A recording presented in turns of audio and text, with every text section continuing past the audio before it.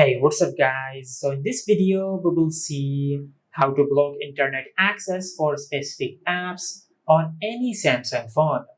Now to do that, just open settings, then go to connections. Now just tap on data usage and select allow networks for apps. Now from here, just select the app on which you want to restrict the usage of either the Wi-Fi or the mobile data.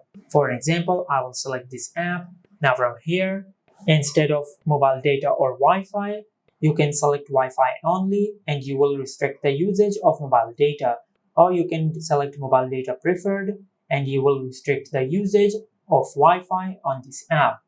And as you can see, you don't have the option to restrict the usage of both mobile data and Wi-Fi. You can only restrict one of them. And this is how you can block internet access for specific apps on any Samsung phone. If you found this video helpful, please like the video and subscribe to our channel and hit the bell icon to get notified when we upload a new video.